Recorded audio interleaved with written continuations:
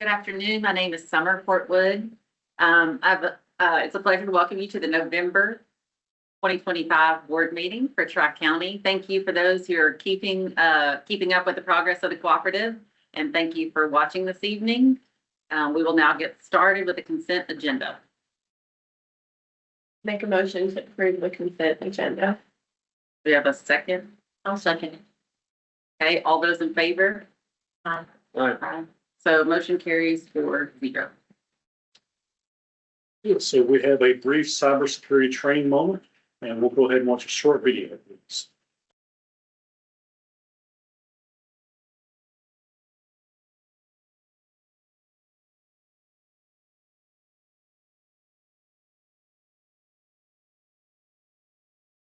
Budget.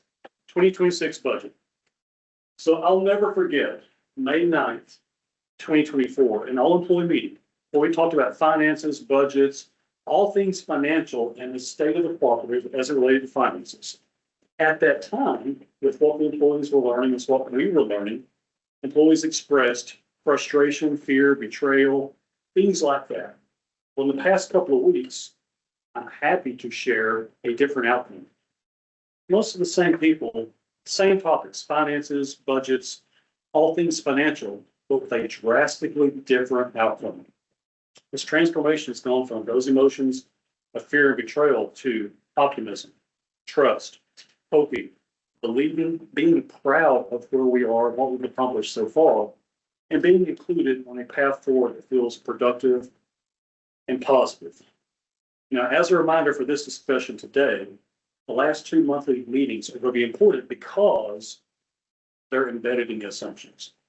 In September, we talked in here about member equity and growing member equity. That's going to be one of the core things behind the scenes that you as a board will be very curious and interested in to see what the projected budget does to member equity. So we'll keep an eye on that. And then in October, we talked in here about the assumptions in the budget and how a lot of budgets, right or wrong, tend to pad the budget, tend to put things in there, fluff, whatever you want to call it, safety nets or any other synonym. And we talked openly about doing that and the cost of doing that. And so we said, hey, we're stripping those things out. We know some of them are probably not going to go our way. I think we identified close to 10 major assumptions like that. And we said, hey, some of those are probably not going to go in our favor. Some of those they may offset positively, negatively, we'll see. But by not putting those in the budget, that gives us the best shot to have a 2026 year where we don't have to have a rate increase possibly. And so that's one of our goals, is to continue paying debt down and try to go one more year without a rate increase if we can. So that context is going to be really important as you evaluate this budget that is presented to you in the recommended budget, one of the two options, to keep that context in mind. And as we do, I mentioned how important member equity is. We're going to keep an eye on equity and MDSC, which we'll talk about later, as two proverbial check engine lights. We talked about cars a few minutes ago as we're coming in. This is a proverbial check engine light for finances. So we'll keep an eye on that as we get going. This is where this team starts major decisions, major projects, and the direction we're taking the cooperative is completely opposite of what was inherited in April of 2024. Digging out of that hole that took nearly a decade to dig, it's not easy. But the cooperative has the ingredients to navigate that safer now. Specifically, leadership's not scared to make the hard decisions, and the team is not afraid to do the hard things. That's really important, especially if you look at the last 6 months, a lot of things we've needed to do that needed to be done. When you look at the two goals, to us, they're more than goals. They're guidelines, they're guardrails. You know this because we really focus our work around this. Every president's report you've seen from me in the past 18 months needs to be categorized into these two things because they're just that important. The success of the cooperative depends on these two things, and it will for the foreseeable future. So we're going to look at this budget, the proposed budget, through that lens as well. As a board and as a CEO, we're judged on results, right? Thankfully for you and for us, past 18 months of president's reports have been filled with incredible results from this team that are only possible because of the hard actions that have been taken in the past year and a half. So let's dive into the budget, what's going on in here and what's behind it. On October 14th, you received a table very much like this one, except I think it was 2025 and prior. I've inserted the 2026 budget that's in this presentation here. There's a lot of things going on here, so I want to kind of start from left to right. The capital column, the operating column, the two add to the total column. Operating for every distribution utility, whether it's municipal, cooperative, whatever, that does retail power, the largest single expense in there, and it can be called operating, can be called expense, there's synonyms in accounting, is purchase power and transmission. It's no different for us, and it never will be. The capital column is the one we really need to focus in on tonight. That's going to involve things, and this is a little bit of a simplification, but there's a lot of truth in it. That's going to involve inanimate objects, poles, wires, transformers, trucks. Those are things. And so we have really focused in the past year and a half on capital for a lot of good reasons. All of those things that we purchased, just like every other industry, in spring of 2020, what was happening? COVID, inflation, and things have looked different ever since then. It's no different for us. The things we're purchasing today cost a lot more than they did in 2020. And I don't know if the simplistic table really tells that story, but keep that in mind if you would. When I see 65 or 70 here, that's really a smaller number from years past. We'll get back to that in a minute. The history of this is a little bit unfortunate because there's some apples and oranges in here. In mid 2024, the way we look at the finances and wired everything together, we can now see from the summer of 2024, now, as long as I'm here, we can see every penny that comes in the cooperative, every penny that goes out. So these historic subsidies or gifts to developers or others, it's not possible for something large like that to continue to occur.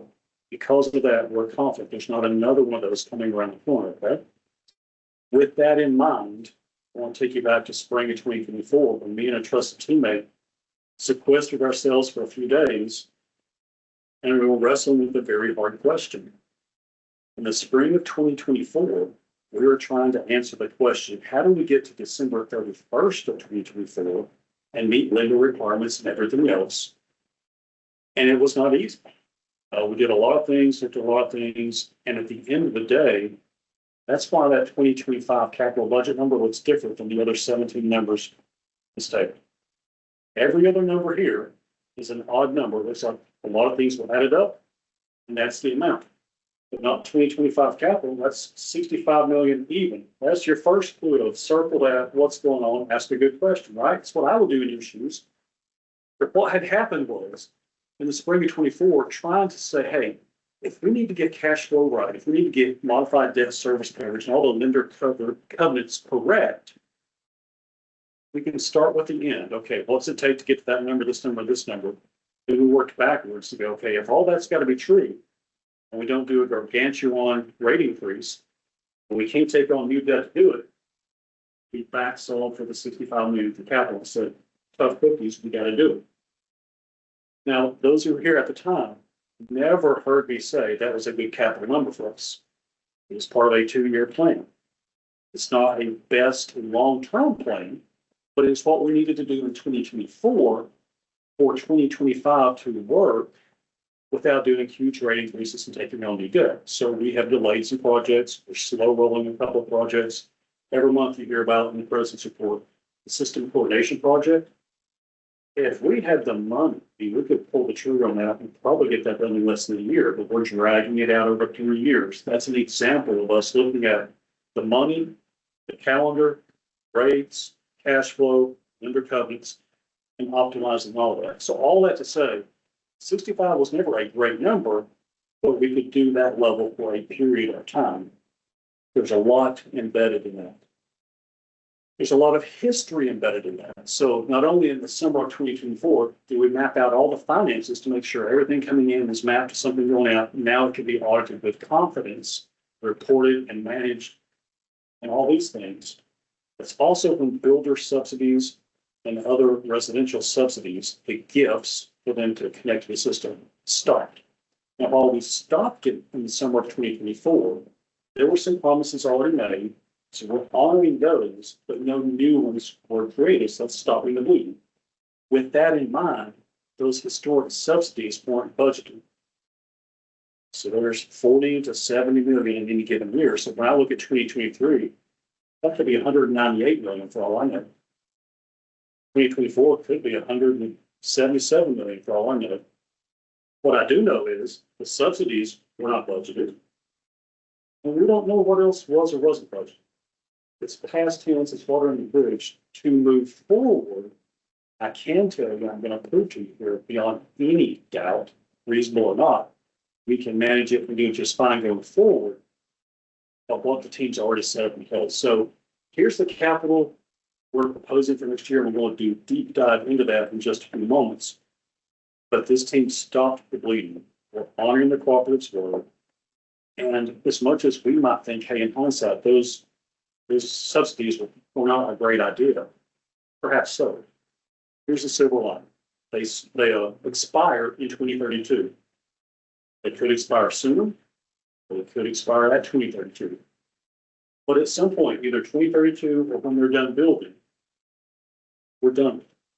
So like all the other major pieces are put in place by risk mitigation, by wholesale power supply, refinancing winter storm area debt, all those other things are giving security between now and then, at PCRF as well. We're not in control of that capital from that perspective. Interest rates, housing market, how fast people continue to move to North Texas, those are moving this. But what this team has done is said, no more.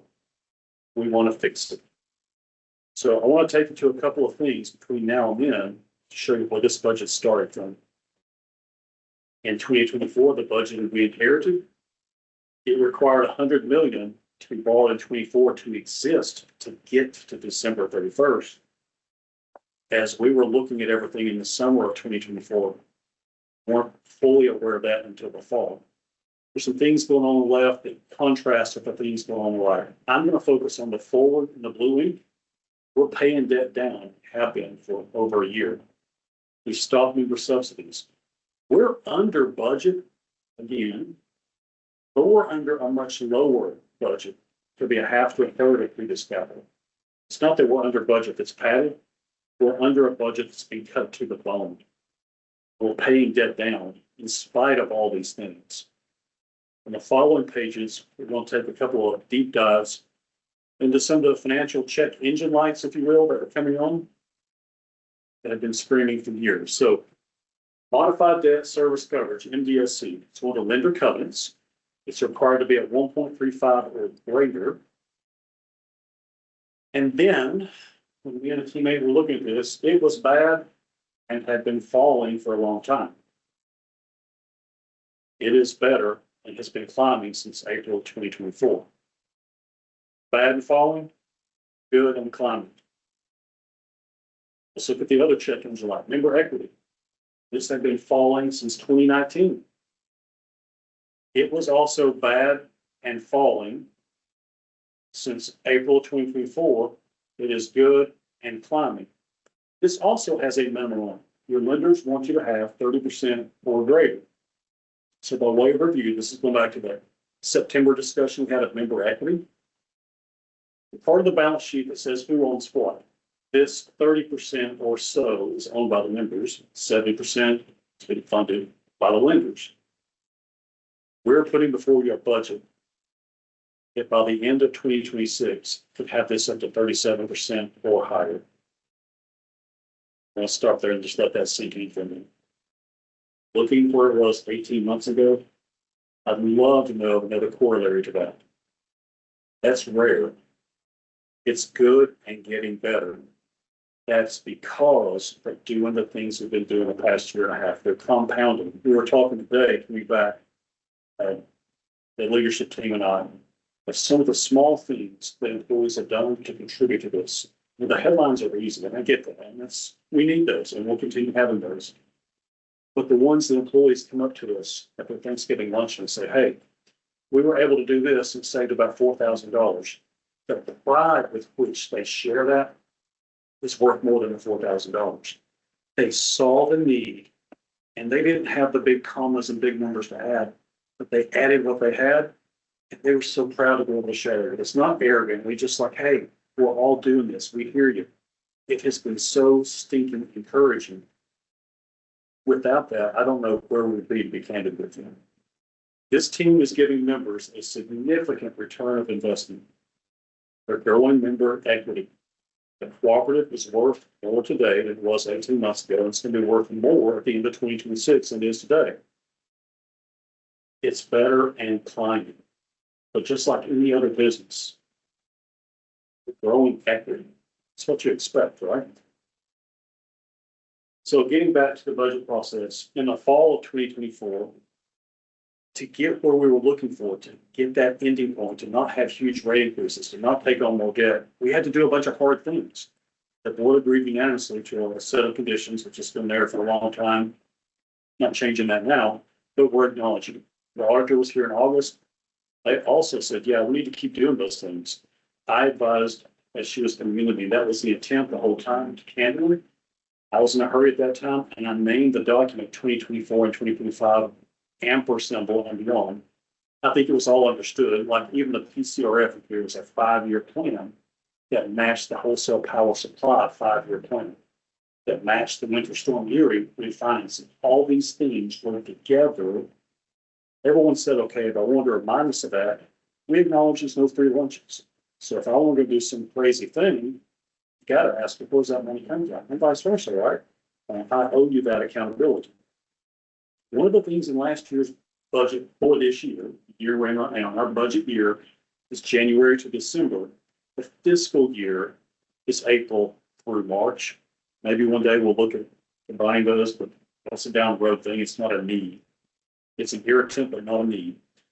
So as we looked at this year's budget last fall, there was something I wanted to do, and I'm going to call it an aspirational goal, but hey, we called for it. We wanted to do it. That line of credit at that time was about $208.5 million. It was climbing. It had been climbing for 5 years. We've stopped the bleeding. We're paying it down. You know the story. Had simple motives for wanting to convert about 45 million of them.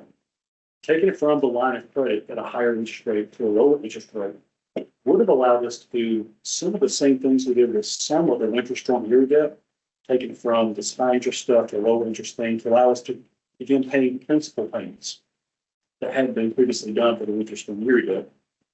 Wanted to do the same thing with the line of credit. But there were two things that kept us from doing it. One, NDSC is a very comprehensive calculation. The lenders know what they're doing. They look at both sides of the balance sheet, net income, cash flow, the ability to meet debt service obligations. If that had been pulled over, I don't know that we could have made NDSC. And two, with where we were at the time, and I agree with them, the lenders needed to see something first. They've seen it. They've seen it loudly. They've seen it clearly. Tell you what they've shown us lately. Historically, 2023 and before, Tri-County Electric hired consultants to make presentations to the lenders to get them to review our loans or whatever. Expensive consultants are very good, by the way. In 2024, Dustin and I did it on a Teams call. 30 minutes, country is cornbread, worked just fine. They believed the plan we laid out for them. It wasn't complicated, it was simple. They went away with confidence. And one of them in particular had a lot of confidence, not only to renew our loans, but if we needed more, talk to them. They believed in what we were telling them, just like the auditor, just like the rating agency, just like suppliers, others. This year, they didn't even want a meeting with us. They took the audited financial statements, said, yeah, we can see it for ourselves. We don't even want to hear about it. We're good. When you owe close to $1 billion, they say, we believe in you now. We're good. I don't have to say anything more. This team is saying no more. We really want to pay down debt as much as we can. And we're doing everything we can, including squeezing capital beyond what I could recommend for long term. But we can do it for one more year in 26 with this budget I presented. That would allow us to pay down some debt. That would allow us, hopefully, if those variables we talked about last month don't go against us, maybe we can get through 2026 without a rate increase. That's our goal. And we're working really hard to make that happen. We acknowledge some historic decisions broke the balance sheet. Those people aren't here anymore. We're ready and we're excited to move forward together. We're in control as much as anybody can be of our future. We get to determine how the story ends. And this team is excited to tackle that now. So with that in mind, keep your eye on that $45 million aspirational goal for 2025. So we're going to triple down on it for the 2026 proposed budget of year. So I've given you two budget scenarios, and I'm going to show you how they both play out. But before we get into the details of either, I want to play this straight across the middle of the plate. They've got the same inputs. So we're going to go through a couple of the major inputs in detail, but they have different outputs. I'll explain why. Two of the major inputs. First one is capital. Let's start with the left-hand column on that table, over the capital budget. Here is what looks like 70.1 this year compared to 65 last year. Okay. How do you feel about that? Well, it's too early to tell, right? I'm going to use a trick we talked about earlier. Hone in on an even dollar amount. There's one there for $10 million. It should stick out like a sore thumb. Like, how do you know that's 10? I don't. Nobody can tell you what that number is going to be. That's called load growth. That's the historical term for those subsidies for the developers. Right or wrong, that's here. That's the specific line item we put in for this year's budget. Now, the reality is the builders that Tri-County had made gifts or promises to for the future, that could end up costing $15 million this year. It could be 7 or 8. Don't know. If it's a higher number, it means we probably get to 2032 faster. We don't know because we don't control the economy, the expansion of housing market, okay? So we've got to peg in here for the best data we have of 10. There's no padding. It'll be more, it'll be less. All I can tell you is 10 is wrong. It's the best number we can come up with based on recent experience with them. So to say we have a $70 million capital budget, it's not true. The team responsible for reliability, they can plan a great system. They're not getting 70 to work with. They're getting 60. Because that's going to the developers or whatever that number becomes. The reality is, if I could get that 10 from the developers and those gifts to our engineering operations team, they would put their foot on the gas for that system coordination project, and you'd see even better reliability metrics. Let's be candid about it, all it really is. 25 reliability is better than 24. 24 reliability is better than 23. I would like for 26 reliability to be better than 25, but without any money, tell me what I like. As those developer subsidies fade in time, then we can take that capital and pour it into the system to do other good things. There's one thing about engineers, and I love them. You tell them how much money they got and ask for a return on investment. Show me what you can do with reliability metrics. They'll give you options. There's a big work plan, there's a little work plan, there's a medium work plan. I look forward in the future to having good discussions in here about how big a work plan should we get, you know, bigger than a bread box. That's a great discussion we'll have in future years. But right now we can't because 70 is the total number. If I come in here with more stuff in the work plan at 35 million, it forces capital bigger. And I can't look you in the eye in good faith and say, hey, there's a really good chance that we might not have to have a rate increase this year. So that's the method to the madness. I know the historic numbers you saw earlier were bigger. I get it. We might not have to go that big, but 60 is not enough to give the numbers what we want to give them. So we're doing everything we can to be as smart as we can with what we have. That system coordination project, we're doing the cheaper, freer, easier parts now. We're going to make a three-year plan out of it. We'll play with it in 26 and 27. You know, it's a 3-year process. But that's contingent upon other factors. So there's the capital. It's the same in both budgets, okay? I just want to go into detail of what's in it. Same things you've seen in the past, same types of things you'll see in the future. One of the next major things we need to talk about is the PCRF, Power Cost Recovery Factor. Now, think historically, not only was long-term debt climbing, then around 2020 or 2019, the line of credit started climbing.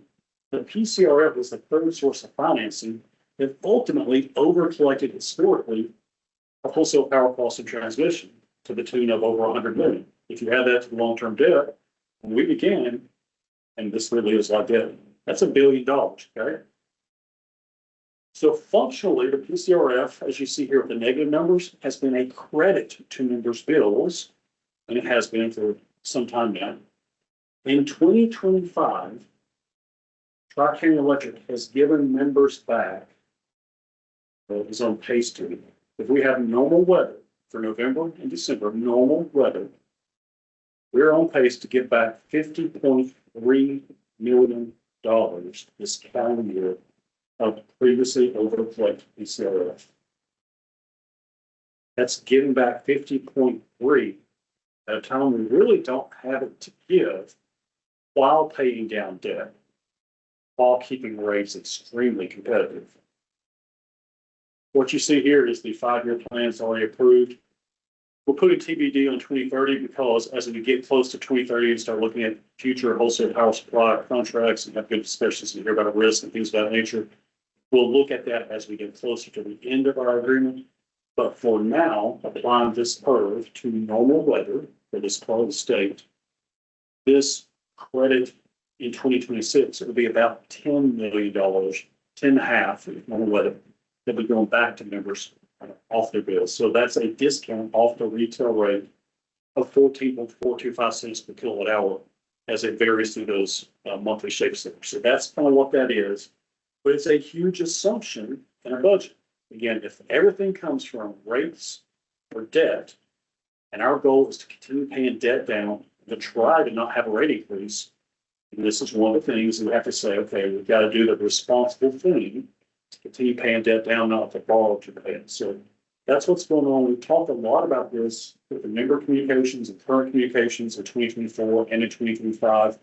We've also been very transparent, putting this on the website, not only for the current month or the next month, but for the entire calendar year. And we'll do the same thing here as we wind down in 2025. We'll put the 2026 curve up for all 12 months of 2026. We'll continue doing that very transparently as we have been for every year. So those are two of the biggest assumptions in the budget. The two things that would cause the most cash flow variance in either direction. They're the same in both scenarios. And in order to keep us here for a reasonable period of time tonight, and not be here through midday tomorrow, I've taken all the other budget assumptions and just put them all up here saying they're all the same in both budgets. Weather, growth, everything else, interest rates, we want them both to be the same, apples to apples, so we can focus on the one difference, which is the one I'm asking you to authorize tonight. So everything else is just the same. Both of these budgets are light years ahead of where we were in 24 and beyond, or behind there. Both of them are good and getting better.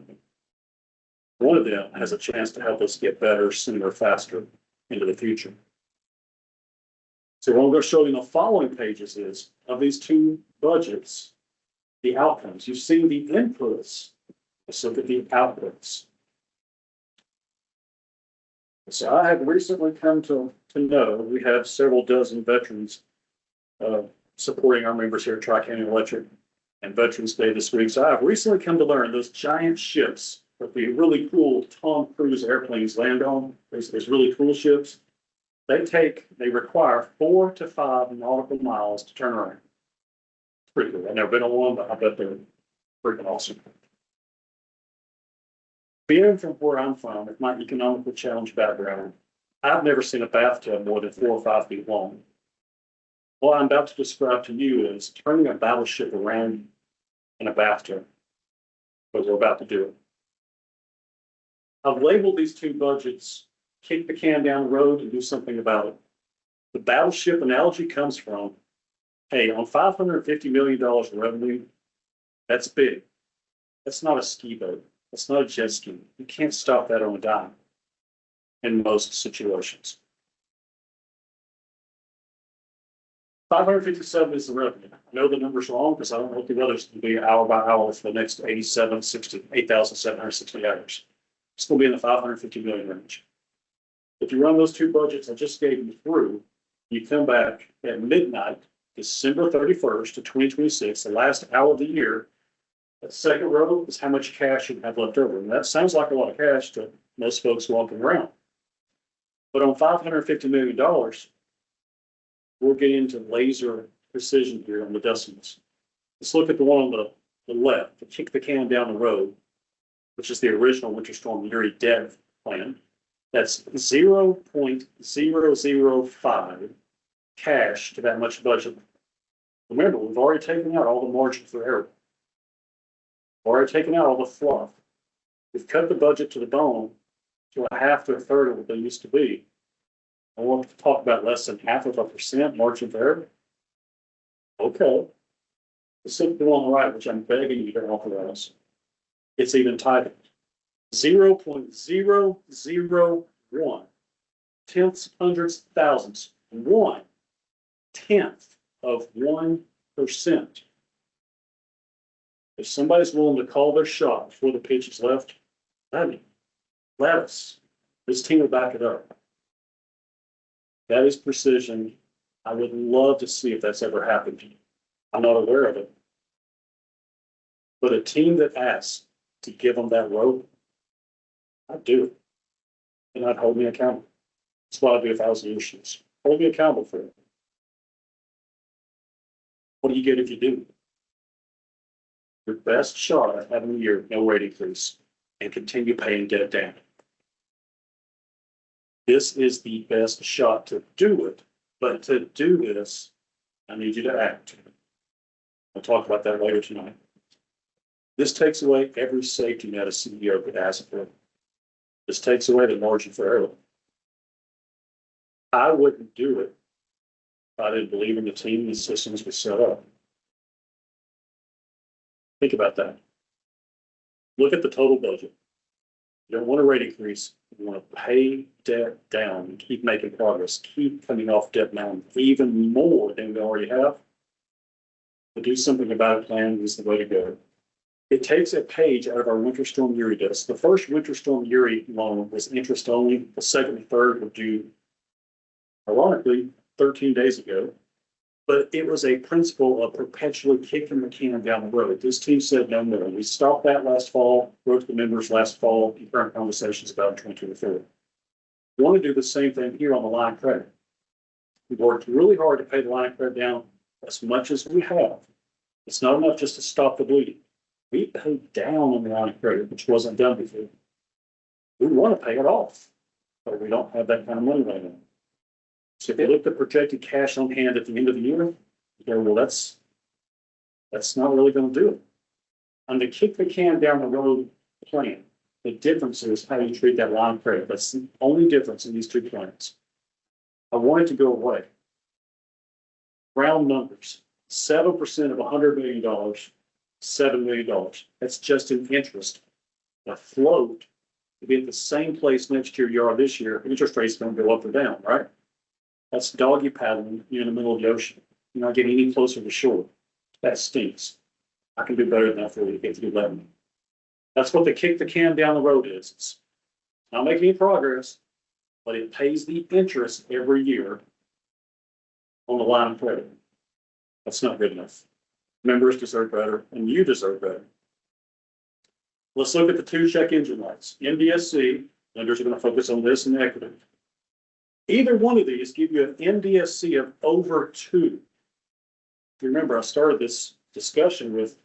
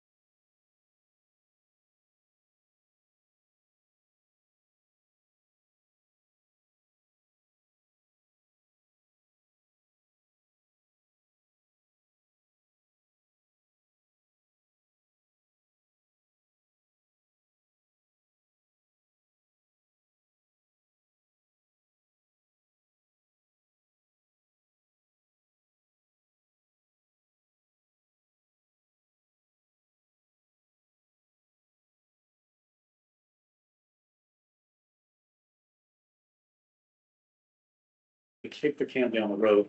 Even if you found $5 million somehow throughout the year favorably, somehow, even if you found it, which I just showed you, I've squeezed everything to the bone, you can't.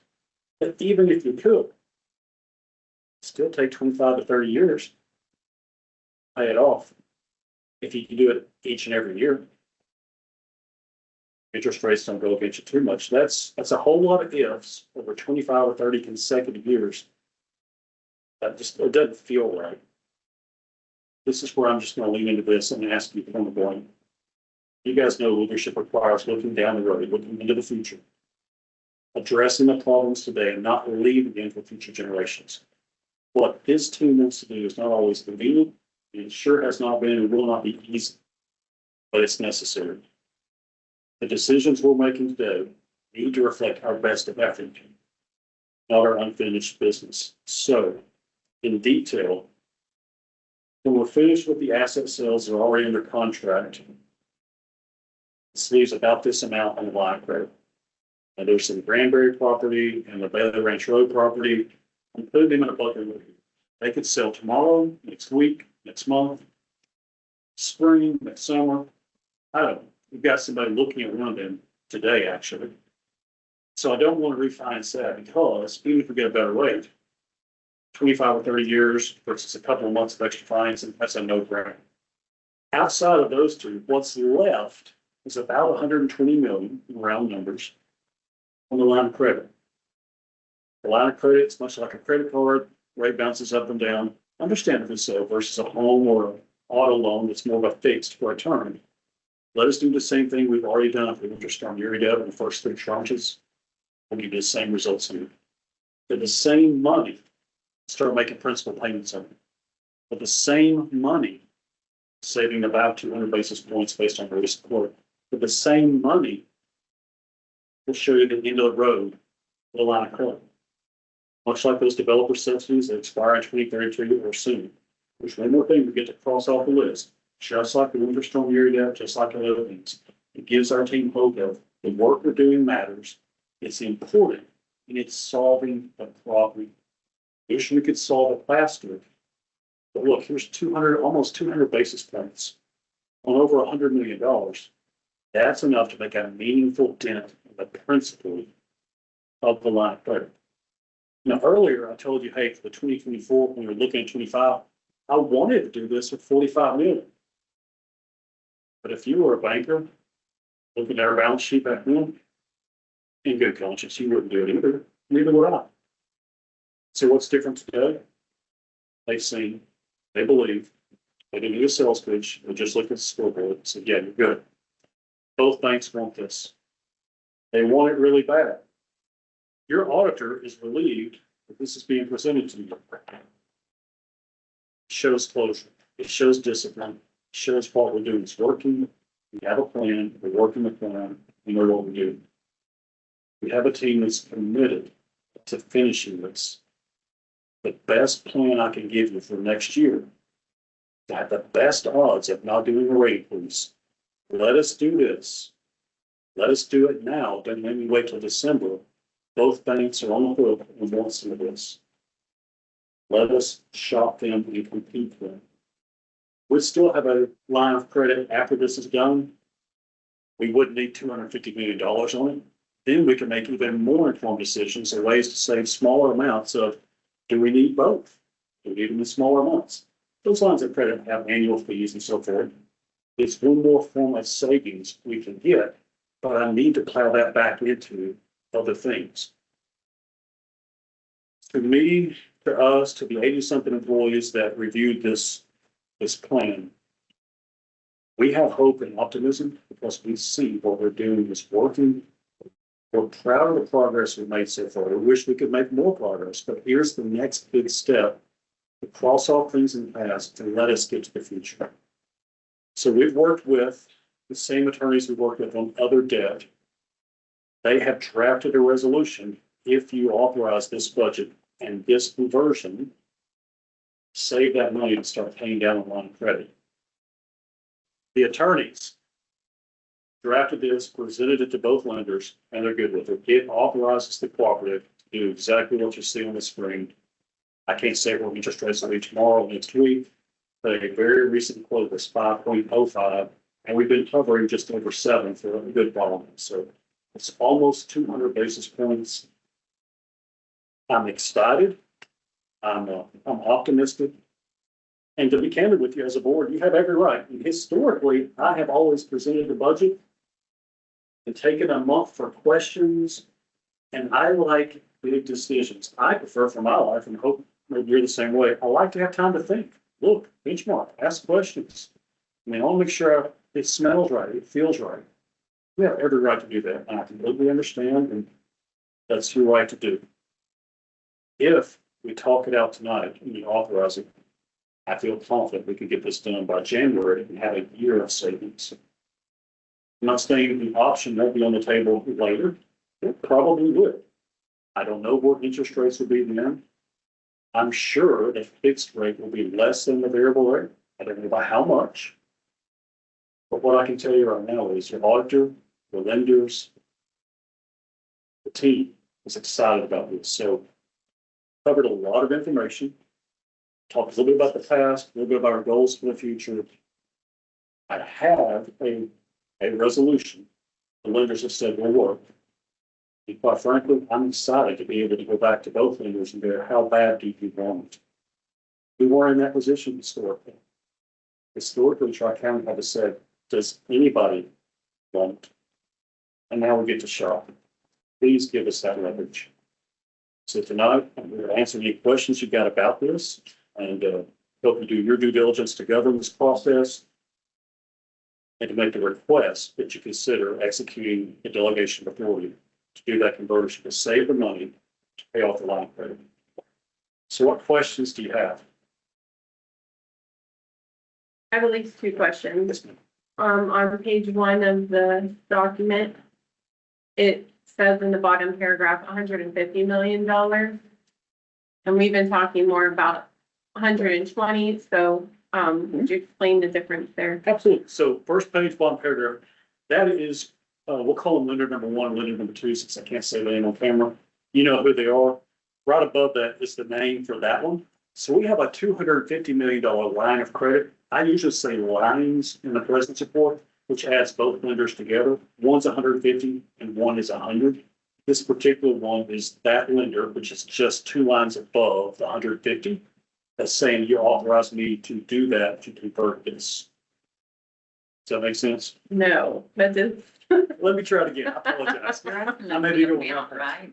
right, like, it says, So I thought we were talking 120 million. Yes, Correct. for a maximum of. So I guess from the attorney's perspective, it is theoretically possible, but it will never happen. Today, that balances that. The cooperative could turn around tomorrow and do something up to that credit limit. We're not going to, we're paying it down. But that is what the credit limit is, not to exceed, that's their limit.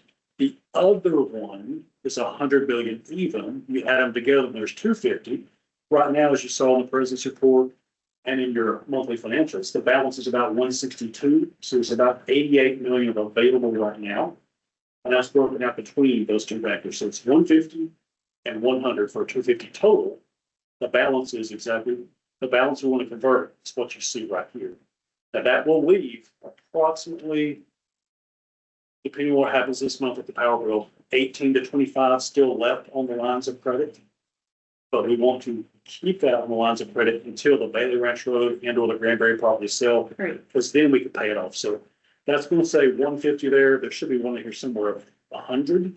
Oh, right above, paragraph above it is the other one for 100. Add the two together for the 250.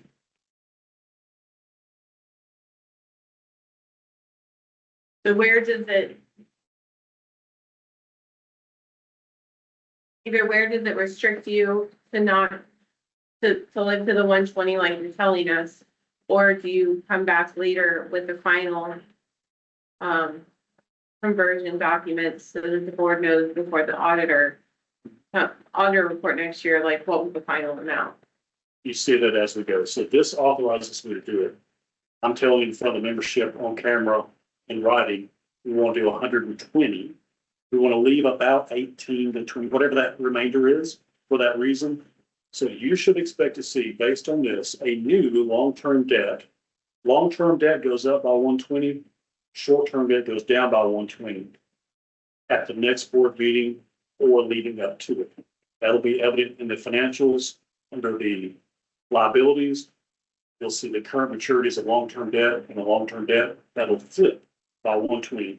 You'll also see the closing documents in next month's board effect at the specific wherever the number is to the penny on that debt. Okay. And then third, just to remove the appearance of any doubt, we're paying the credit line down unless something really tragic and unforeseen like a storm or something happens. We have no intention of borrowing anymore in the near future. We're talking about days and weeks here. So this will happen pretty quickly if you authorize it. My second category of questions is on that slide showing, oh yes, this one. The last line says all aspects of the previous requirements are permanent through 2032 and amended minimum. I have a number of questions on that, but the first question is, does that mean in any way there won't be an annual budget process for those other years? But we'll still do this process that we did last year, we should every year. On that document that the auditor said to keep those permanent, go back and think of the major financials in there, not borrowing from line of credit to pay capital credits. Things like that. There were 8 or 9 things on that sheet. There were things like that of, hey, I'll do some things, you guys as a board can do some things. It's those things which included, obviously there's no cash to pay capital credits. There were several things like that on that sheet. Just says we'll keep doing those, which included the PCRF for the 5-year term. You can't decide month by month. I don't have the flexibility to come month by month if you do this plan, which is already approved. But it's an example of what that is. The main thing for that is the PCRF that's already approved through 2030. That's the main thing. That's my second question is why 2032 and not 2030?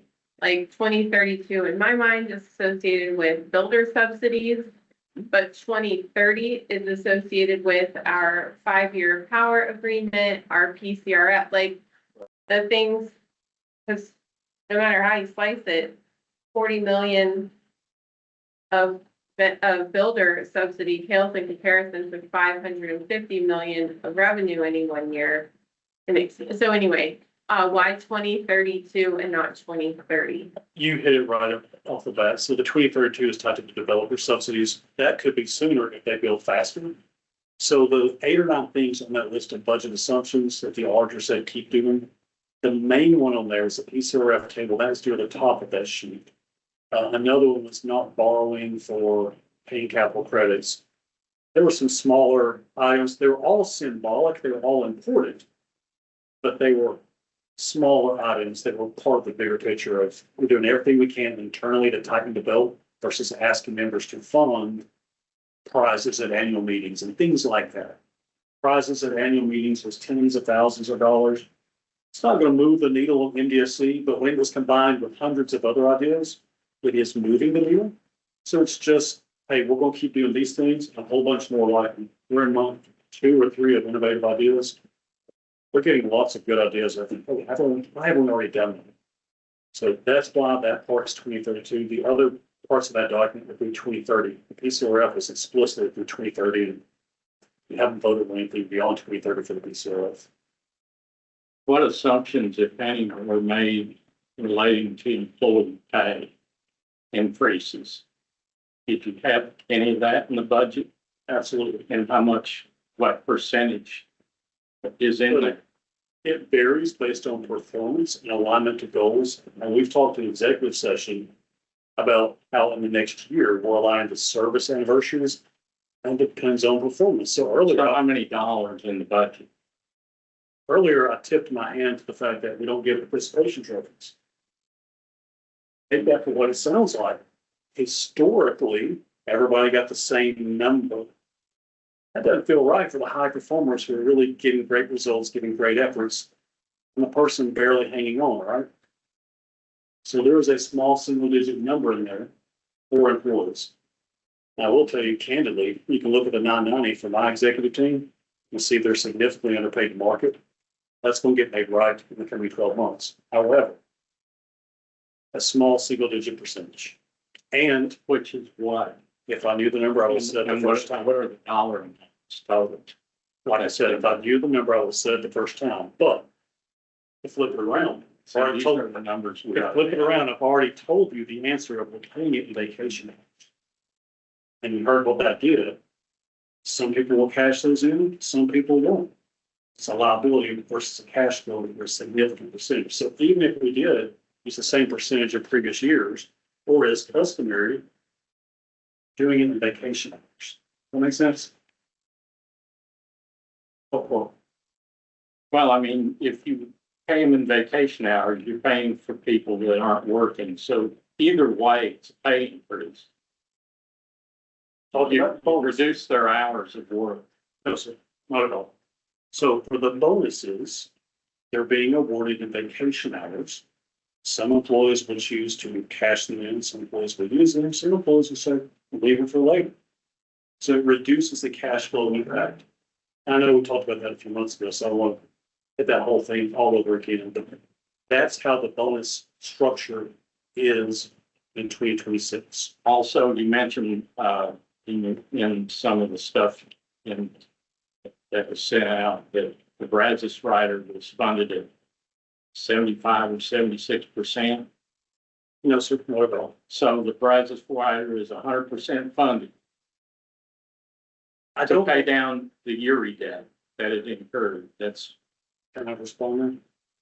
I don't know what you're referring to. What I sent out in my president's report said the Brazos rider, depending on normal weather for the remainder of the year, looks like it's going to come in really, really accurate. I think it was it 98 or 99%? I mean, if I could forecast things that accurate, I probably wouldn't work in utility very much longer. So I think if you look at the president's report, it's forecast to be really, really close. Like, is it 1 or 2% set within the actual? So we're excited about that, to not have to need to relook at that anytime soon.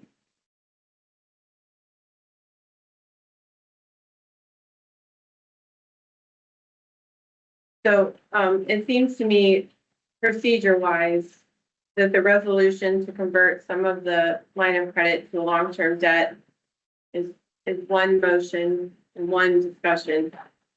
And it is not related or contingent upon approving a budget. You are not presenting a budget to us tonight for approval. I'm going to talk to you about finance and logic. I wouldn't bifurcate them. I'm going to present them as the same as a board. You can do either or neither or both at your discretion. Either now and either now. I wouldn't recommend doing them differently because of how tight this budget is.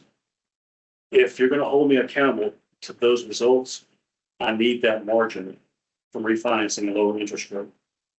You don't have to say yes to either, but I would be very concerned as a board about saying yes to one without the other. Bottom line is, you could decide, hey, Scott, go do that capital project this year for system reliability. I'll say, great. Got to borrow money to do it or do a rate increase. You could tell me to do things like that, but there's no cash in the budget without you telling me where you want to come from, right? So I'm leery of recommending doing one without the other. And the board's got to govern and do what you feel best for both. But they go together. If you don't do the resolution, I wouldn't do the budget. But that's also a signal that you might be willing to consider a rate increase or tell me to take on more debt. Those would be the signals that can be sent. So then you're asking. You want to go back to the slide with the gray and gray and gray table of historic budget, no employee, it's mini, yeah. Yeah. Are you asking us to approve then that top right budget number?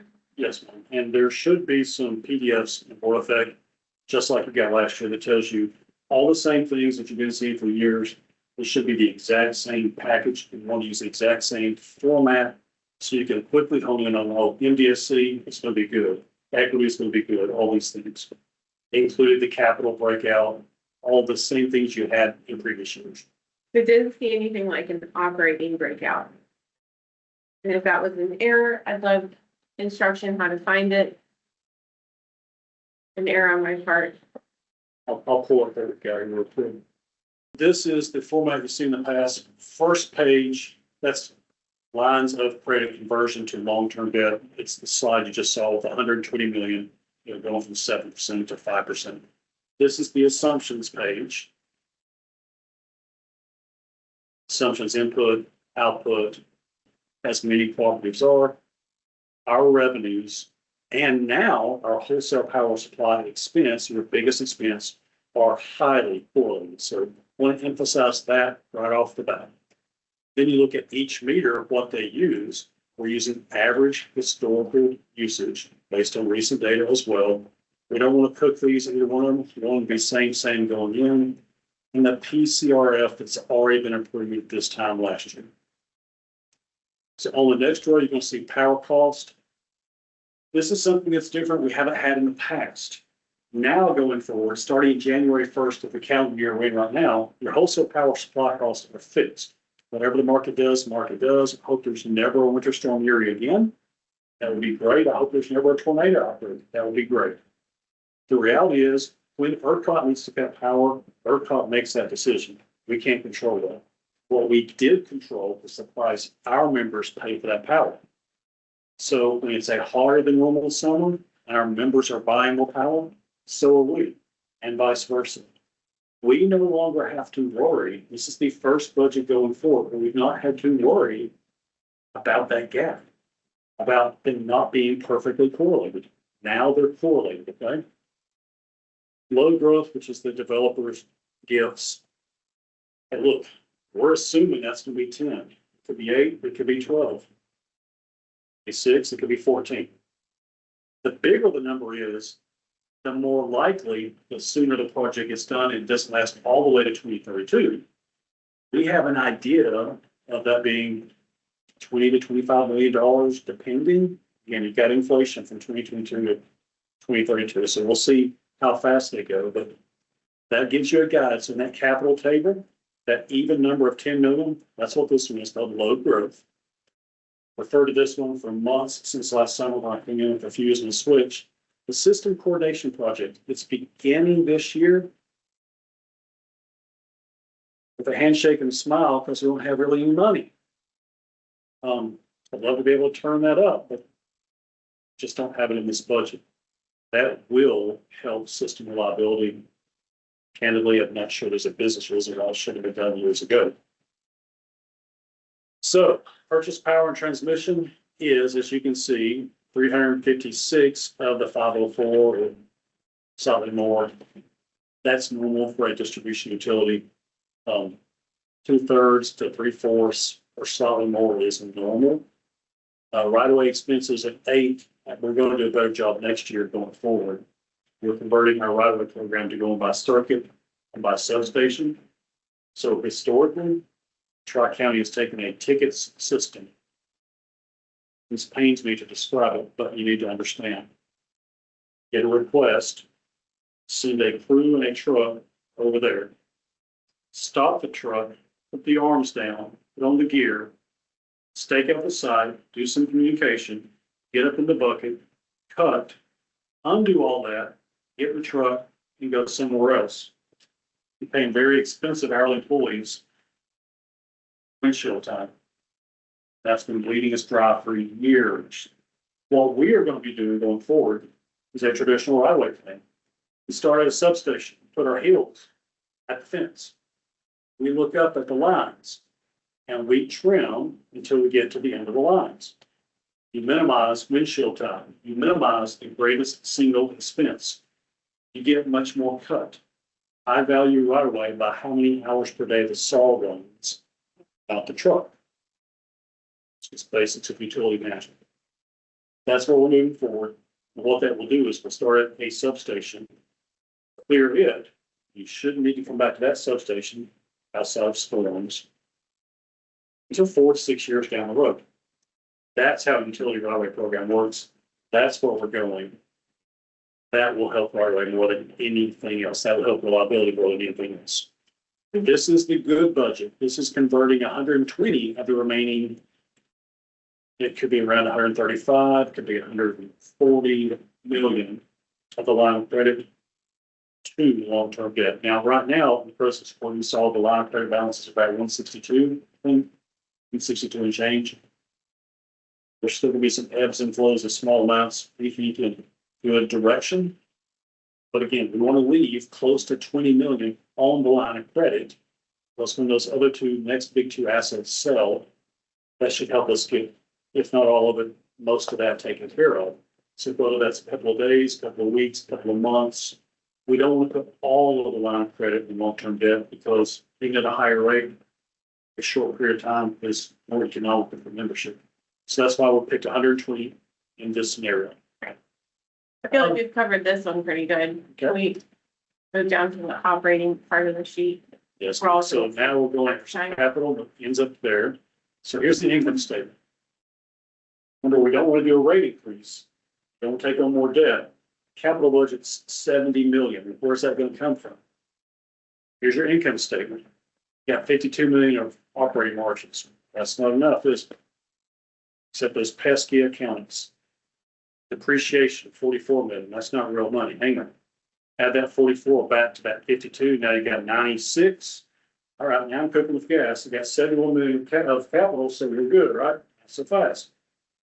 Look on the balance sheet. You got about 22 million of debt. We'll come back up to the capital. You got about 22 million of debt. Comes out of that 9. Boom. Okay, now you're skinning by on the seat of your pants to pay for that capital. 94, 95 minus the 20 something, 22 for long-term debt gives you just enough to pay for that capital. Literally by the 859,000 showed in the other side. So that's how the money works.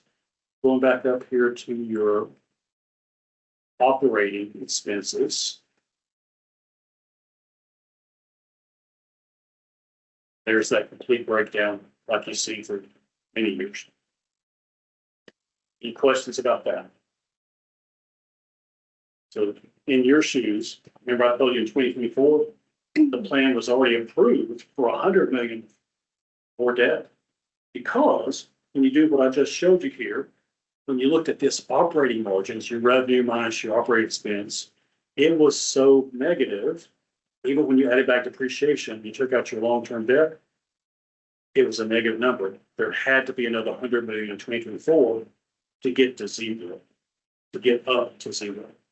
In 2026, you can fund this plan. I'm pointing at the monitor, not you. I apologize here. You can get to this plan by operations and depreciation, satisfying long-term debt, if those critical planning assumptions from last month don't all unite against us.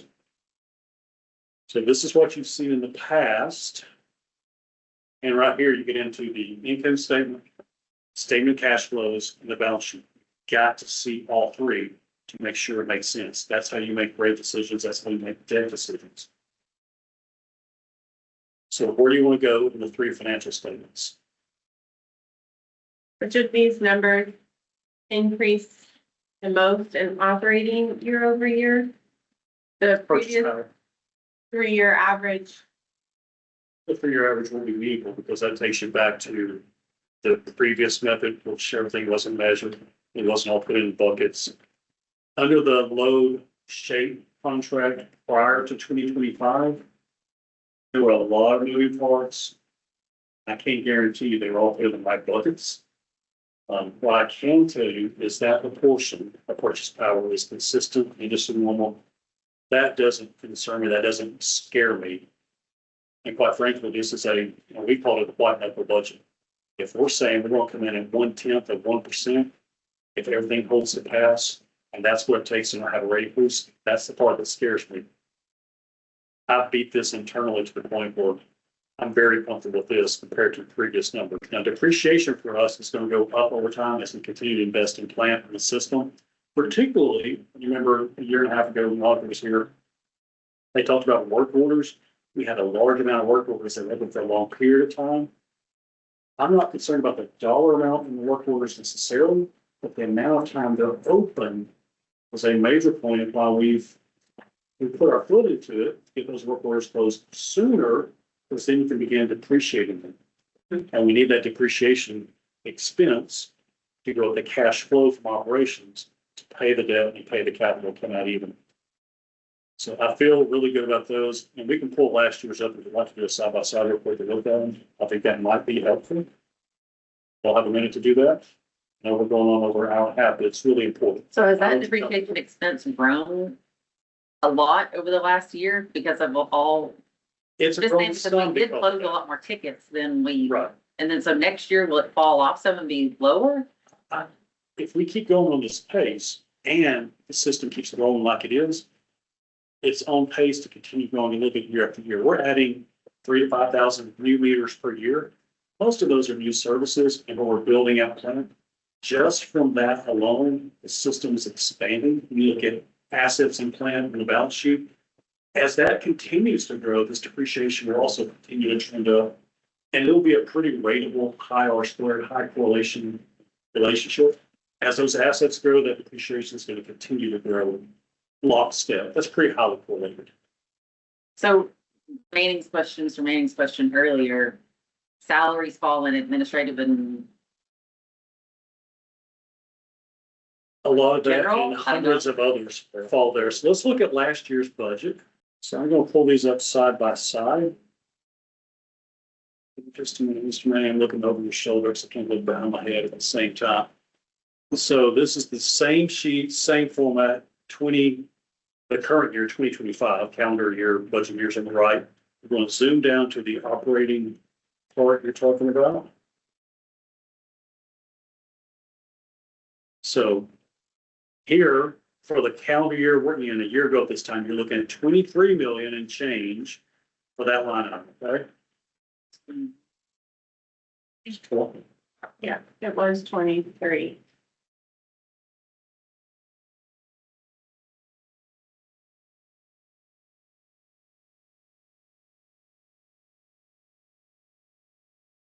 Got close to 30 fewer employees than this time last year. Dozens and dozens and dozens of fewer contractors this time last year. This team has done the hard things. Right now, I am doing 4 additional jobs, including my job as president and CEO. I'm not alone. There are many people doing what I'm doing. Of course, it's low. You don't get those results without it being low.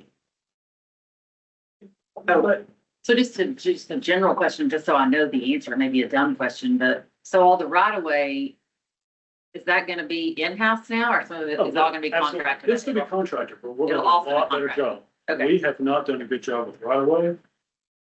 And we're going to do a good job with right of way. so it'll still all be contracted though? It would. Okay, That's a no brainer. It's like substations. That's a business we don't need to be in, but we can do a lot better at it. And we will. I know that's not a huge number in the overall budget, but it's one that I have a lot of concern about because every dollar spent well there increases reliability. So we're gonna do that better. That's gonna be a sore spot with me. We want chainsaws running a higher percentage of the time, whether it's mechanical or inductive. So here's the 2 budgets side by side. If you want to go row by row down, so it comes out to 420. This one, last year at this time came out to 382. Is there anything you can do about it? Absolutely not. Cost to purchase power, 324 versus 356. Nothing you can do about that. Transmission expense, I wish this broke out. So look, FERC accounting requires, say, close to 900 rows of details. This is broken down to executive form, but apples for apples. You can see exactly what's different, where and why. So everything in here relates to purchase power and transmission and people.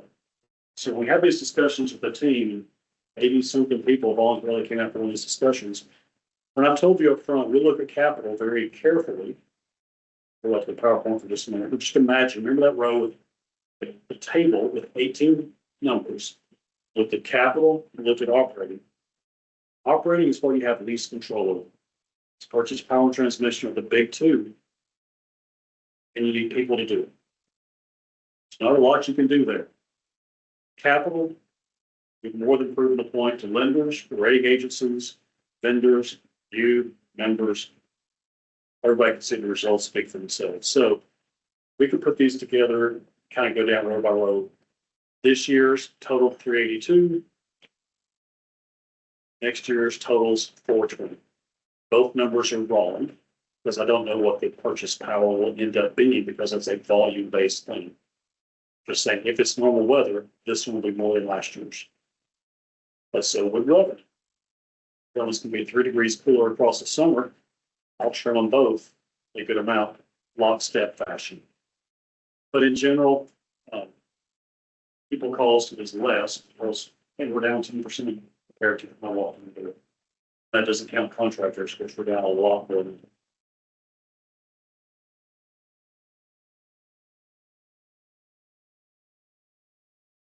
What other questions would you have?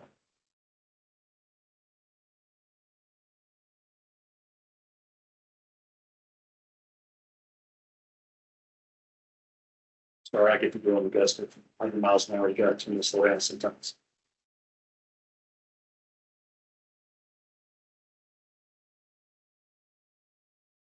So my recommendation is to do them both at the same time.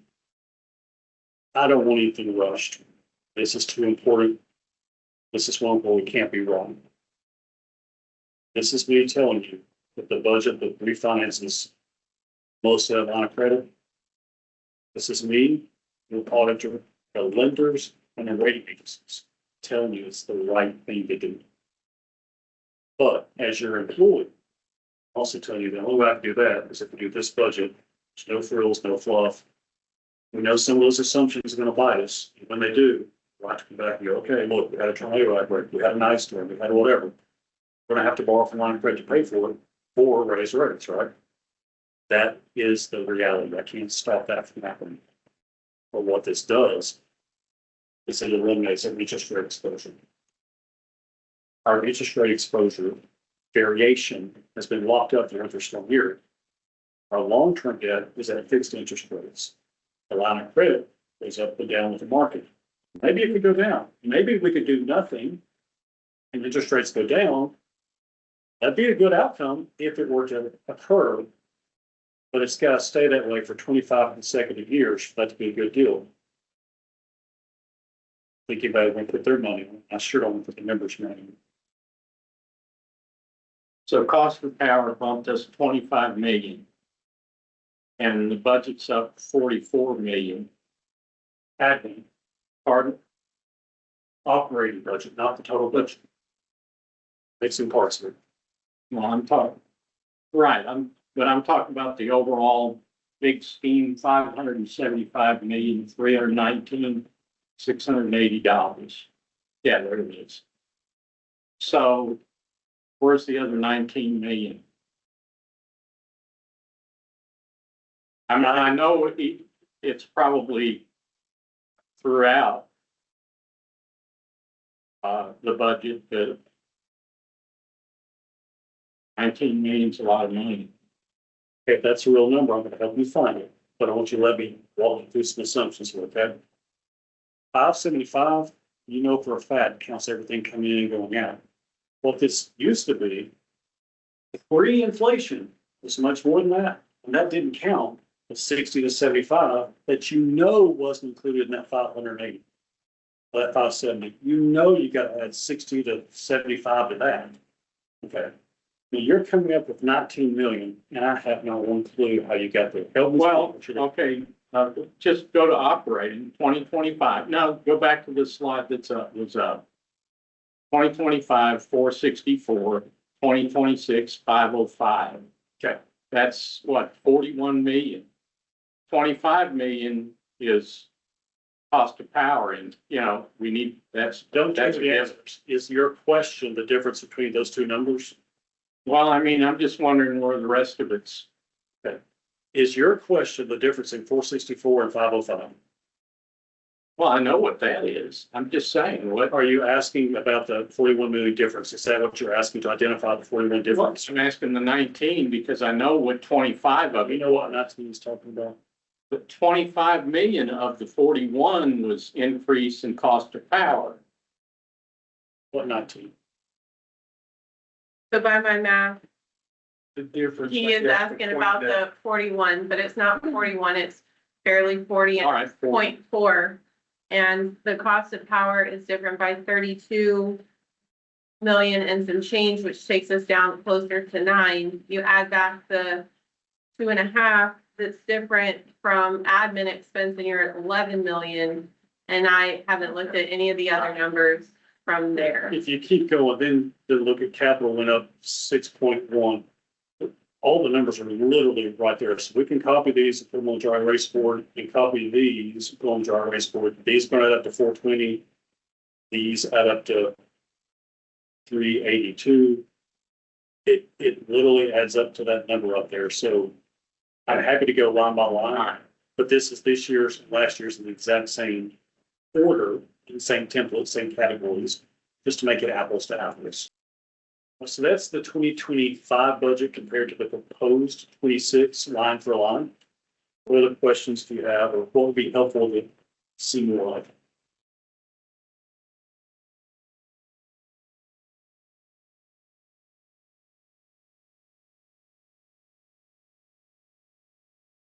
So at the end of the day, we're going to do something with that line of credit or not. Think about what went into the winter storm year ago. Said, hey, we don't want to just keep kicking the can down the road. But we don't have cash to make principal payments on it. We paid for it off the interest savings. Yeah, we know it's a expiration date out here, but at least there's an end in sight. This gives you an end in sight in a line of credit. We've proven we can operate the business on the current cash flow and using those assumptions. If I were in your shoes, I would hold me accountable to do this. I'd like to make a motion to approve the 2026 budget as presented and adopt the resolution for refinancing the part of the line of credit that's been presented tonight as well. Okay, do we have a second? One second. Okay, any more discussion? All right, all those in favor? Aye. Opposed? Okay, so motion carries 4-1. So here, the next item on the agenda was the special election update. And this is a bylaws benchmarking. So we'll go through the bullet points to see on the agenda next. So you recall this really began, I think it was in July or August, where the board approved a special election.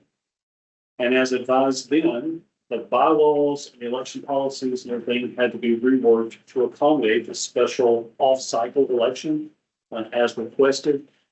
So last month, we reviewed a possible schedule that included bringing you a draft copy of bylaws tonight. And you've had those in board effect since last Thursday.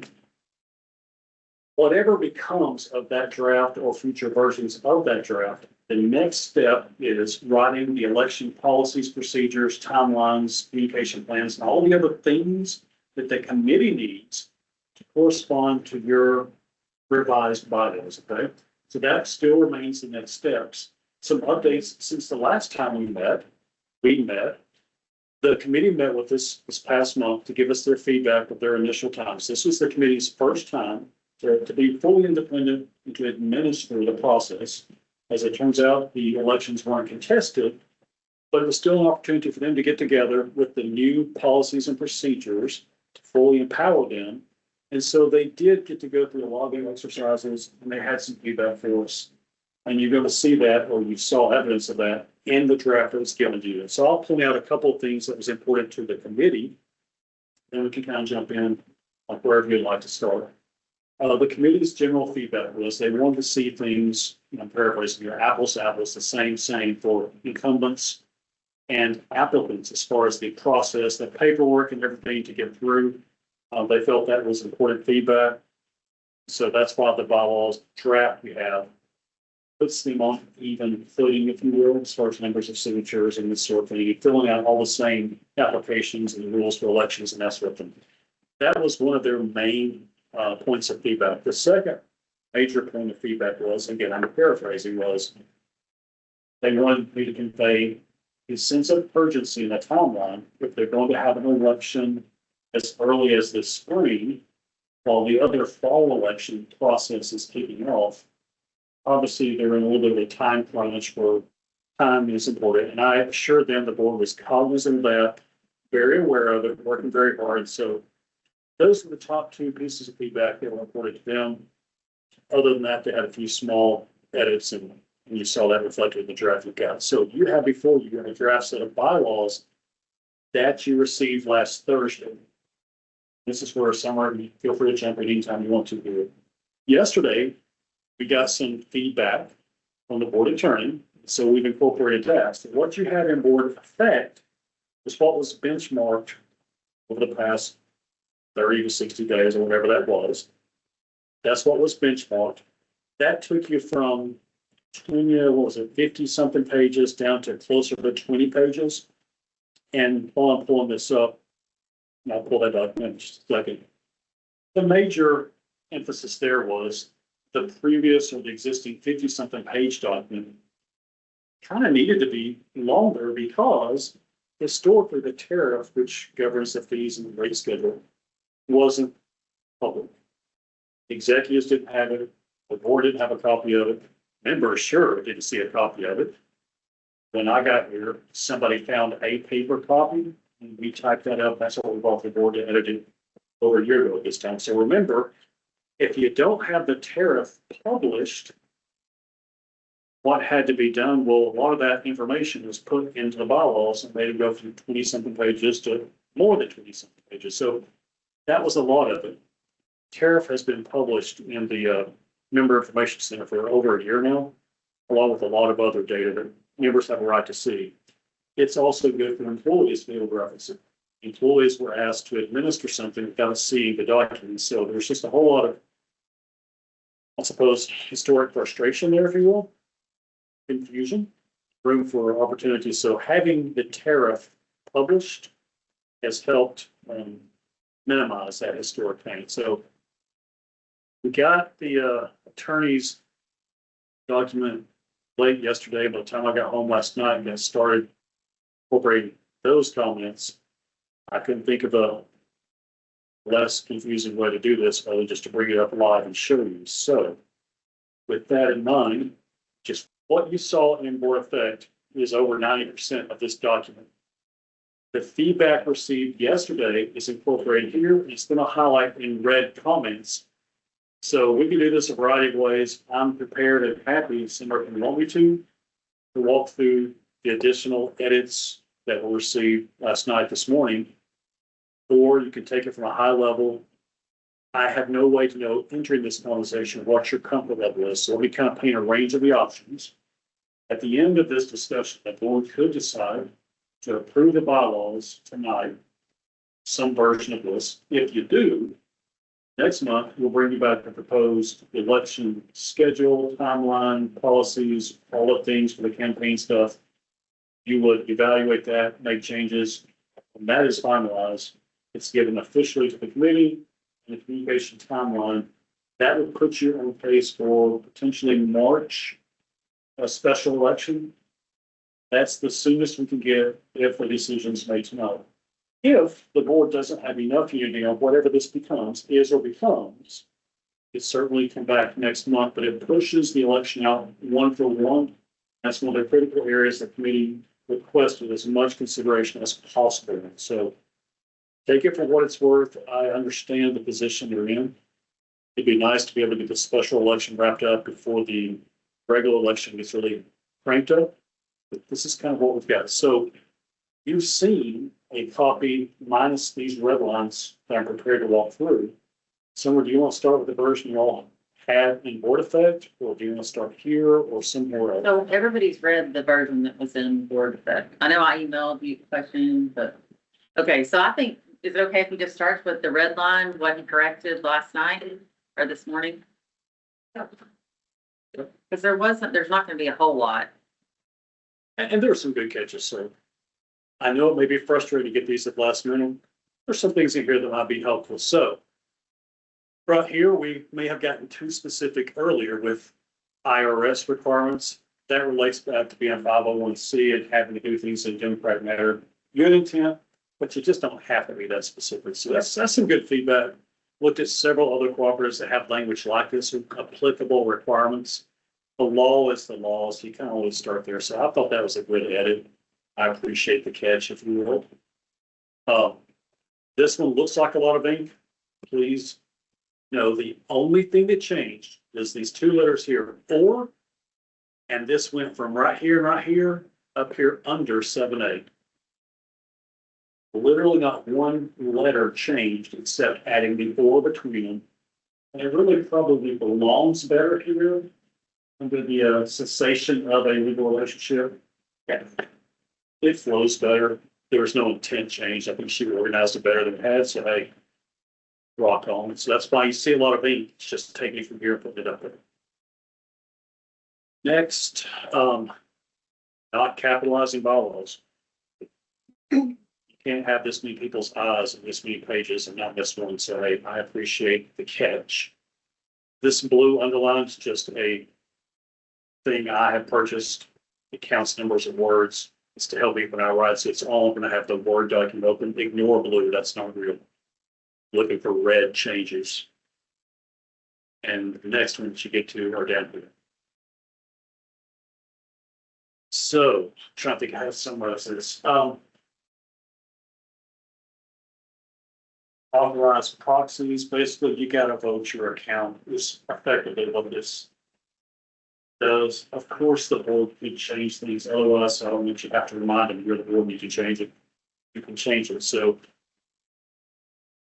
that's a change received in an email yesterday, incorporated last night this morning. I don't really want to elaborate any more on it, let you take it in. Any questions, want to discuss it, or tell me to go. Anybody have any questions? The next big, Hold on a sec. Go back to 2.3. Please. I haven't got there. Okay. There's something about misdemeanors. There is something about misdemeanors in A4, right there, where is it? Yes, right there, gone through before. 2 misdemeanors. You all realize that going down and paying a traffic ticket that's a traffic ticket is a misdemeanor. So if you've had 2 traffic tickets you paid for, you're disqualified. Could you scroll up? So Oh, I thought it had a period of so many years. there's other sections that applies to. I'm just These are saying, going to traffic license. offenses shouldn't be a disqualifier, I agree with that. I do. agree. you know? Yeah, good catch. On the other hand, a felony probably shouldn't have a time period. No, a felony ought to just be there. So if I can go one at a time, I'm hearing momentum to scratch that. That's a legacy assumption. We didn't insert it. It's always been there. I'm hearing momentum to scratch it. No, or 2 misdemeanors excluding traffic violations. Jaywalking. Just That's scratch a it. traffic violation. I would just scratch them. And well, there are some misdemeanors that are moral turpitude stuff. Well, but then wouldn't moral turpitude catch it? Well, but yeah. They won't run the background for it. Yeah, or found guilty of any, right, you're right, that covers it, just scratch the misdemeanors. You two had a combined point of the felony should knock it out altogether. Let's look at the language of 3 years and see if that applies to this.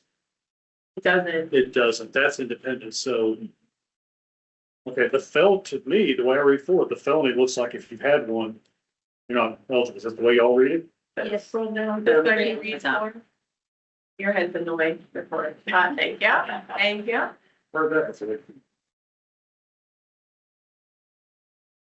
So I think that misdemeanor thing probably is dated or unusual. So What about go up, stop. Number 3, not have been previously removed or disqualified as a director.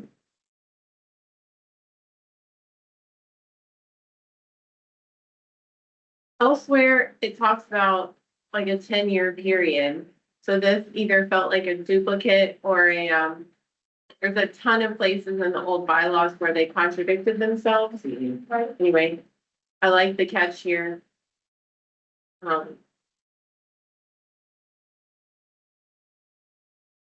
maybe we could just highlight that for, further review.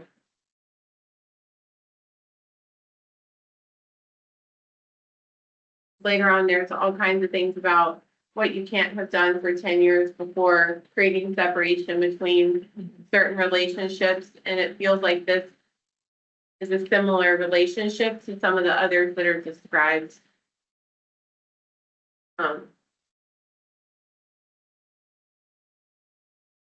So this, whatever 3 is what we saw Thursday. So I'm not, this isn't change from what we received yesterday. We scratched this right here just now based on board conversation. Some of the next one is, again, just eliminate the proxies, each one be one voter. And you're gonna see a couple of those perhaps.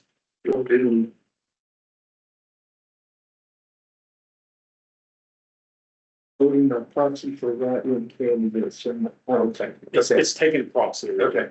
Voter vote. Proxy was allowed up above. Was it? It was trying to clarify a proxy between a joint membership, and it was, Proxy was eliminated probably. yeah, it was, Oh, Yeah, I did. It's Okay. vote your vote, Okay. vote your vote. All right. None of these things to me stood out after seeing a bunch of files. None of the changes received yesterday, last night knocked my socks off, if you will, as far as being, oh, very, very different. So we've seen the eliminating proxies. A slip. We abbreviated TCEC rather than say cooperative. It's a good catch, in my opinion. it is, okay. I mean, again, doing 50-something pages, you can get cross-eyed. Back to 8, okay, that's scratch. Copy the ballot. So this is something that we implemented. Getting back to committee feedback, making it the same in the policies, in the committee policy and procedure. We agree there needs to be transparency. It's going to be our recommendation in the policy, go alphabetical order with incumbent or whatever the other term is, applicant or whatever it is. So it's clearly identifying, but just go alphabetical so there's no the appearance of one way or the other. So we struck it here, but I'm telling you now on camera, that will be in our recommended policies and procedures a month after the bylaws are approved. But it didn't need to be here for that to be effective. Same thing here. It's going to be in the policy procedure, incumbent, petitioning, nominated, whatever that may be. No changes. This was a good catch. Inserting any of the following that may have been a prior intent, but as you've seen, even just with us looking at this for a month, what you assume versus what it may say, and how somebody else may perceive it. I think it's a good clarification. I'm following misspelled. So you can't have it all. Not after 7 p.m. All right, thank you. So a change here, a better conjunction, yes. Just a typo word to be candid with you is a good catch. So slower. This is inserted conduct of board. It was intended to be board members, but it didn't say it. It's one of those things where a document may be decades old and people kind of know what it means, but it's clarified. Most versus majority. 51% is 51%, however you get there, whatever the fraction is, but hey, that's cool. I guess that's more definable.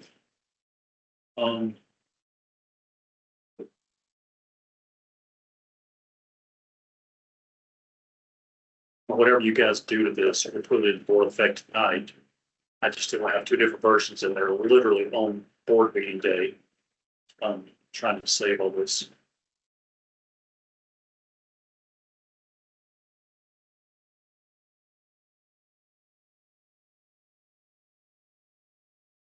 There's a part of it that related to board pay.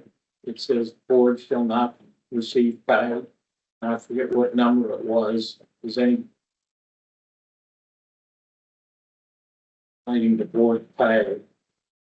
Didn't use the top bars. And it says the board shall not receive pay or compensation. Control F. It's a 2.7. Okay, yeah. I think so. Thank you. Record shall receive no salary for the service. Yeah, I think that's kind of misleading members. I think what we ought to say, you leave that in there and put in that first 2.7. Well, it also says, however, by resolution of the Right. board of directors, Right. each director shall be compensated. Can we just strike out that? Well, what I was gonna suggest is leave that in and whatever we deem the pay to be, put it in there. So that the members know what we make. Oh, but we can't, it needs to be a board policy. Because we can change those all the time. This, we're not gonna change all the time. Well, every time we change, they can change that. It's just We a. can't change our bylaws that often. Whatever you want the number to be goes in board policy. I just think we ought to be transparent about the pay that the board would get. Then publish your procedures. You don't change the bylaws for it. Is board policy There we go. published? Is it No. We Members could. know. And that's consistent with what we've done. Just make it available? What's The important, board could make that decision, but you don't want to do that either. what's important here is to create separation of our representation of the cooperative as an employee. And that we cannot, do not, will not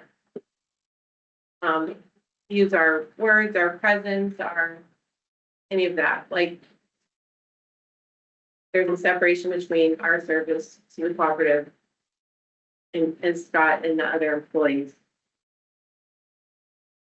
It's not about the money, it's about the binding of the behaviors between the parties. I just think that the membership ought to know somewhere.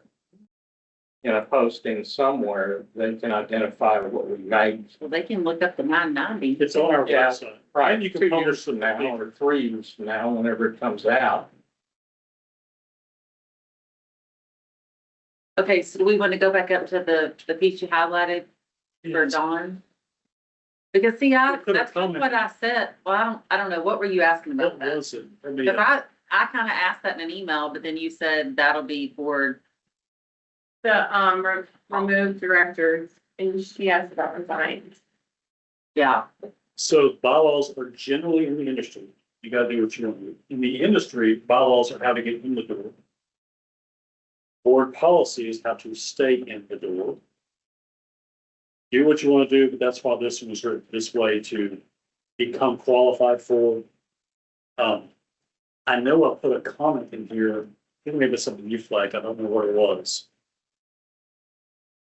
You said flag for further discussion, is that what you were talking yeah, about? it was two- purple. You highlighted it in purple and you put, 3. Thank you. like, are you thinking we should reword that or? Well, it's Keep going. it's kind of just open-ended.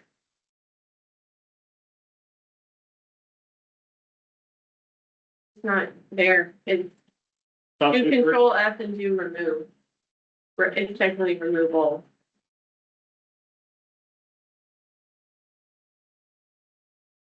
REMOVA.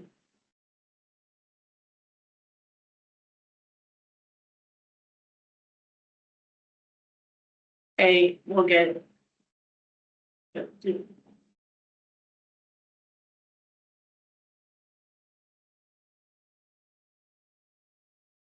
It's, look on the results bar, not that have been previously removed or disqualified.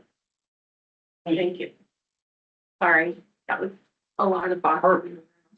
Sorry, I'm glad to get it, else we've got looking over my shoulder. Okay, so this is to get in the door, so not have been previously removed or disqualified as a director, so. Okay. Then we would have a board policy. Of what I was asking in the email, that like if we gave them an option to resign, but they were technically gonna be removed, they're not eligible. If you gave them an option to resign, that gives them the ability to come back.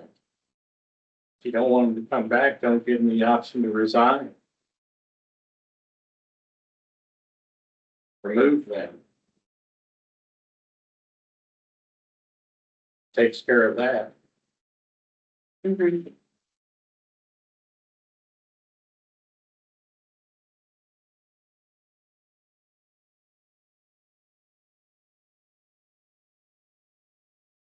And then I think what Don and I were talking about is that indefinitely or is that time bound? But if it's just phrased this way, I don't know about you, John, but it feels like the moral turpitude one we were just looking at here. Yeah, well, and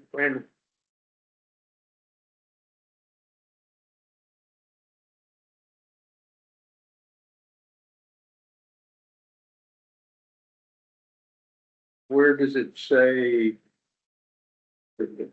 Where does it say what you can be removed for? Board policy, and then private documents, right? Those would not be the things that the public would know, Okay. right? Those would be confidential, cooperative and board documents. So the policy would govern it, and then the outcomes and the minutes and the notes and the evidence and the facts and the force Okay. would be maintained privately. So board policies, he's gonna bring us next meeting, or you'll have them in, you'll email just before maybe to review and then, So what my intent is if you guys get to a landing point on bylaws, obviously you're flagging, bookmarking a lot of things you want to else in the policy. I would bring you back a table of contents next month on topics like this. And generally what happens in those scenarios is you start tackling a bunch of those for a few months, 2 or 3 or 4 policies a month. Then it's simple to think, okay, we've got like most of our philosophies. And what a lot of cooperatives will do is say, okay, we'll look at one of those every 2 to 3 years. So about every 4 to 6 months, you're looking at policy, kind of revising it, updating it. Whether you update it or you just reaffirm it, it's reviewed as of blank by the board every 30 years or so. But it may take a few months to get those up and off the ground for you, based on what you like, what you don't like, and what else you think of.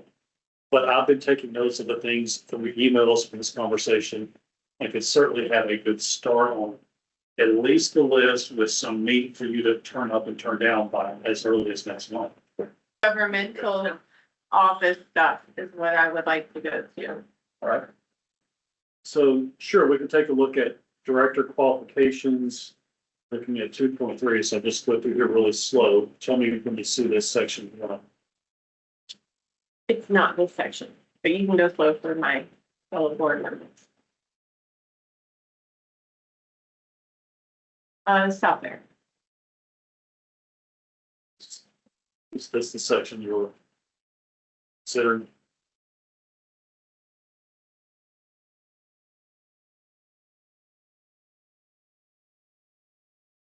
Yeah, and editorially, why didn't 11 get absorbed with 10 with all the other cleanups we did? It'd been a lot more efficient if we just said comma for the preceding 3 years. Happy to do that now if that makes sense to you all. I think merge 10 and 11, but that's small. And then could you scroll down after you do that? So go up 11. I'm doing a thinking exercise, so like 9 or 8.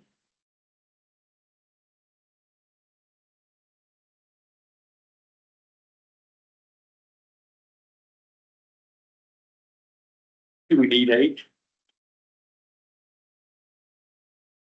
No. If the board determines something, we need to stick it in there. Yeah.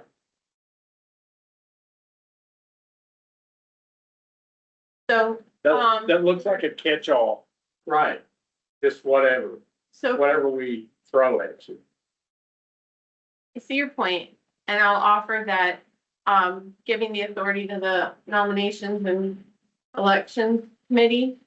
For example, they have some rules and requirements. You need to attend the meetings. You need to whatever they, I don't know, respond to emails and so many, you need to, or request to get in touch with them. Those are the kinds of things, to Scott's point about getting in the door, that make those connections, right? There are election procedures that you have to follow. There are, it feels like a catch-all, but it's not, because we've identified those things. They're written, they're available, they're circulated to the correct parties. Well, then, instead of board or in addition to board, should it say elections They serve, committee they serve at our at our? pleasure, right? Okay. Like, they're, even their existence is a board action, right? That we can, just like the things we would delegate to the CEO, we can take back. The things we delegate to the, they're never our here. Just think if we come up with a qualification, we ought to stick it in there. Well, it would be stuck in some of those other documents that the elections committee or the election procedure, or, there's another, I agree with you, but the bylaws aren't the place to put. The Any bylaws of ought them to that tell we- somebody if they're qualified or not, if they're trying to decide to run. And they meet all the qualifications that we've listed here. And then they get to the committee and they go, no, the board said you had to do this, jump through this hoop. I think all the hoops ought to be up there.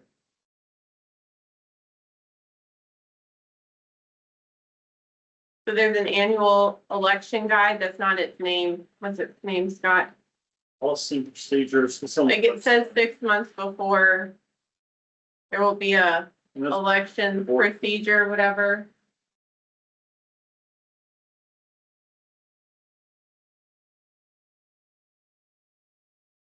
No, the bylaws themselves said,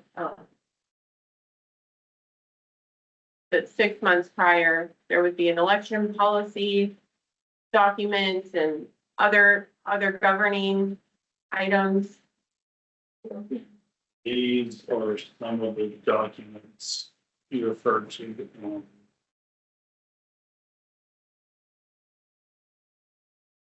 Huh.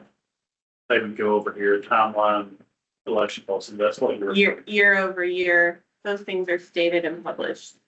And the bylaws require us to state and publish them.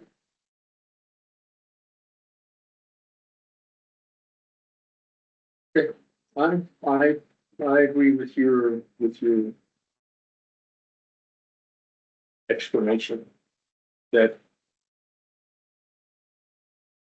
the elections committee is, I'll concede 8 back to you.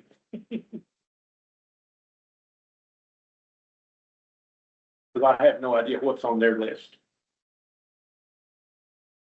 For last year you did because you ran. For this year you don't, because it doesn't exist yet. Yeah. We'll approve that and it will be known then.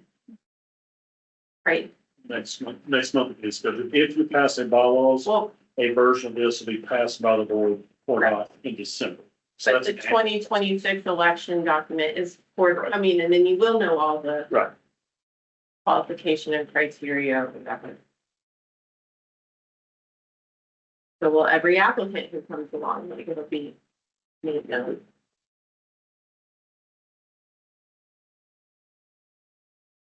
I apologize. I'm flipping all over the place. I didn't get back to. Okay, so you're gonna combine 10 and 11, or you're not gonna? It's up to you guys right now. If I were gonna combine that and looking at it with fresh eyes, I would have, had I realized that no person to ever.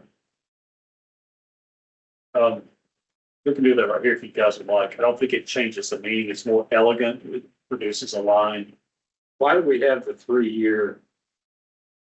Conflicts of, I would suspect, I would think if they're no longer a school board member, they. Isn't it somewhere in the election, the general, not for Tri-County, but just in general somewhere?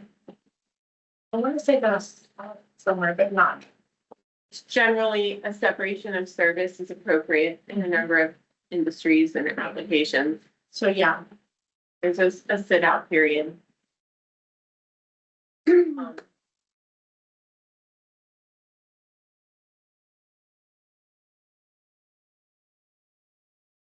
So if we want to combine that, I would say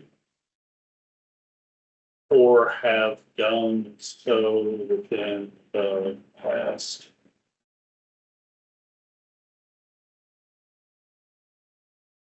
years. So that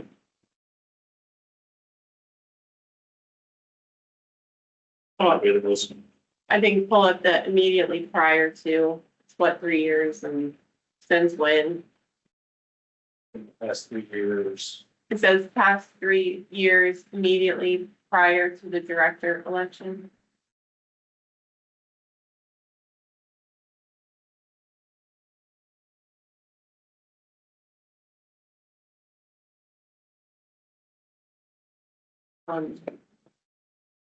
I'll make a motion to approve these bylaws. As a motion to approve them as presented. Okay, do we have a second? Second. Okay, any more discussion? Okay, all those in favor of approving them? Okay, motion carries 5-0. So that will be included in next month. So those completed bylaws that were just approved will form the foundation for the election procedure and policies. It'll be formulated at the next month, come back for a board vote in December. We'll continue communicating with the election credentials committee, thanking them for their feedback. We may be able to do some communication with them electronically, particularly in the bylaws, things like that. So we'll try to do that to save time and money and make the most of the time, the holidays and rest of the business. So we anticipate coming back next month with everything you need to approve or edit the special election, hopefully by late spring 2026. So Summer, unless there's anything else in this topic, that wraps up agenda item number 4. Okay, that concludes our meeting for November 2025. Thank you and have a nice evening. Thank you.